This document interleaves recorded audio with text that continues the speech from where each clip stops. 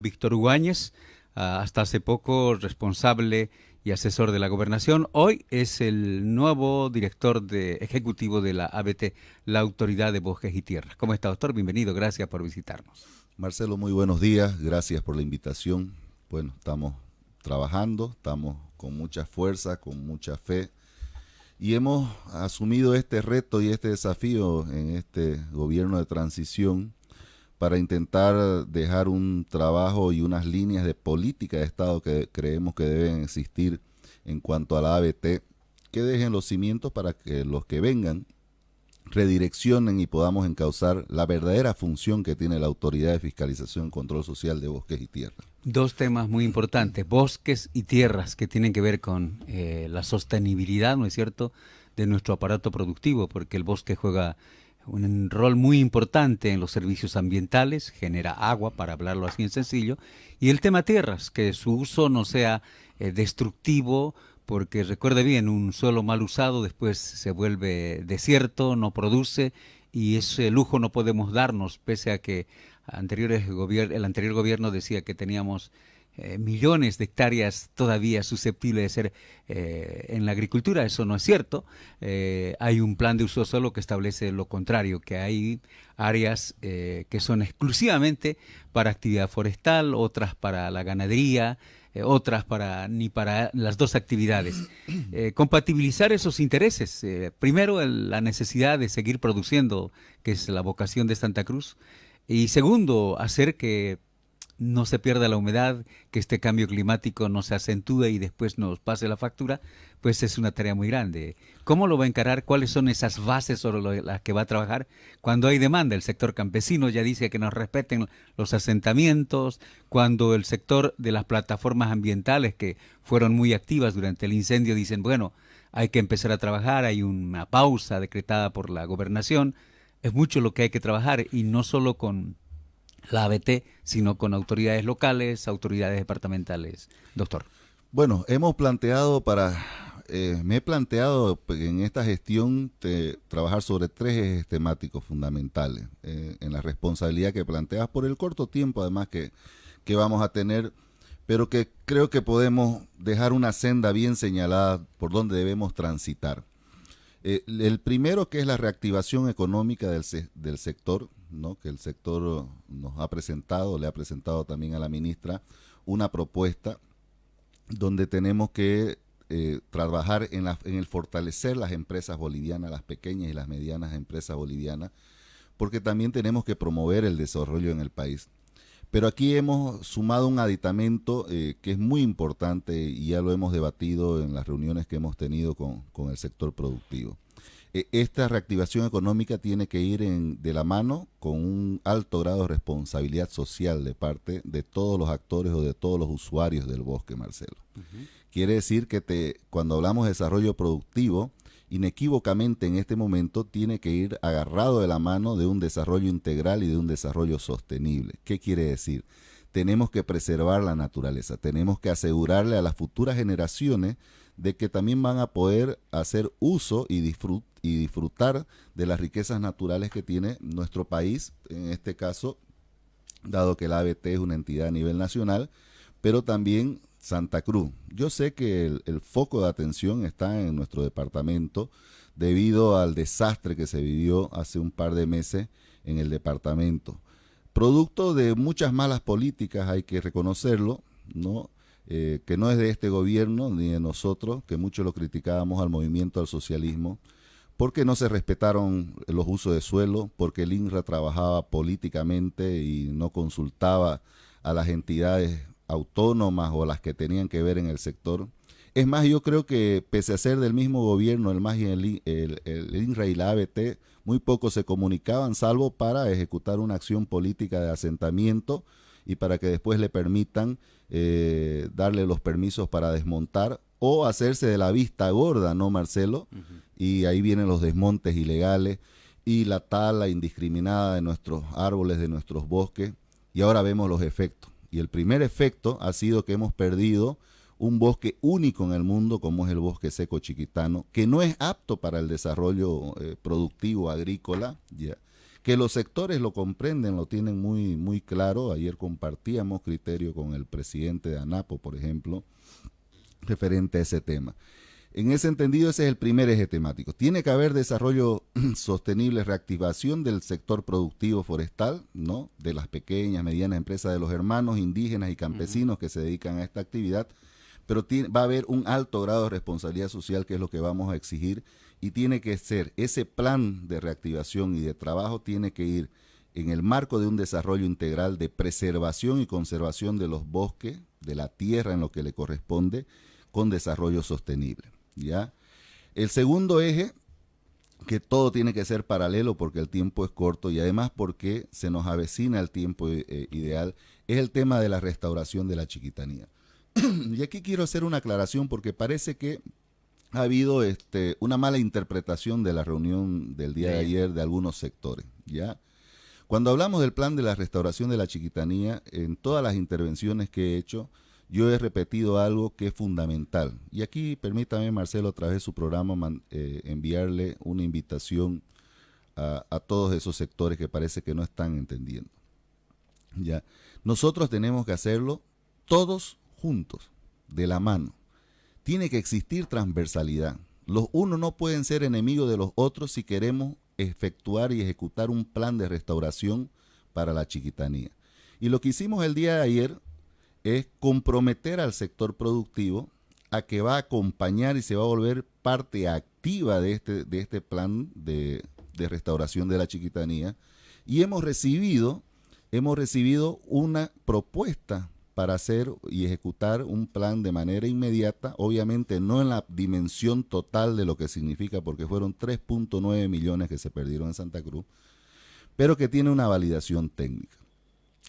Y cuando hablo que tenemos que ir todos juntos, tiene que estar el sector productivo, tiene que estar los gobiernos locales o los gobiernos municipales, tiene que estar la gobernación de Santa Cruz, trabajando también de manera mancomunada con todos los niveles de gobierno. Tienen que ser parte los indígenas, los campesinos, las plataformas, los colegios profesionales del rubro, ingenieros forestales, biólogos, porque esto se trata de una responsabilidad con las generaciones que vienen, no solamente como autoridad, sino como seres humanos. Entonces, de eso se trataba la reunión y eso es en lo que vamos a trabajar.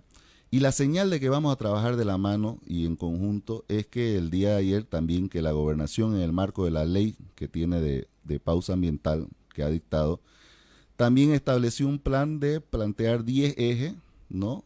O mesas de trabajo técnica, y ayer formalmente la ABT, por una decisión de mi persona, hemos asistido oficialmente. Ha estado nuestro director general de Desarrollo Integral de Bosques y Tierra participando de la mesa, ¿no?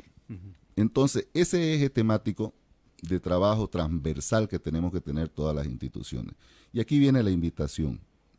Nosotros vamos a ir reuniéndonos con todos los sectores, vamos a invitarlo a cada uno de ellos a que sentarnos, a escuchar propuestas, qué propuestas nos presentan, porque como hablamos de algo que no es nomás decir voy a ir a sembrar 10.000, 20.000 plantines, tiene que tener una validación técnica, científica.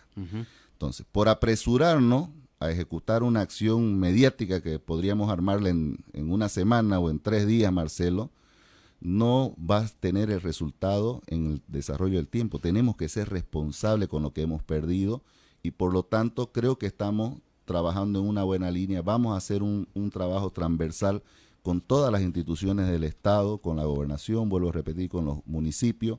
Tiene que involucrarse la sociedad civil, tiene que involucrarse los colegios de profesionales para hacer un plan en conjunto que verdaderamente nos dé un resultado satisfactorio el día de mañana. El INRA juega un rol importante. Debe institucionalizarse porque hasta ahora los directores que han habido han sido invitados, han sido nominados. No hay una institucionalidad. Pero además, una de las cosas que se criticó y se cuestionó, no tiene los mecanismos de control social que están en la ley INRA y que no fueron derogados, que es la Comisión Agraria Nacional, las comisiones agrarias departamentales, que debe reponerse porque en la anterior gestión fue imposible que lo entiendan desde las autoridades nacionales. Sin duda que el INRA tiene un rol fundamental en este tema, porque al ser los llamados por ley a dotar las tierras, titular las tierras, tiene que trabajar de manera coordinada con el gobierno departamental, respetar la ley del plan de uso de suelo.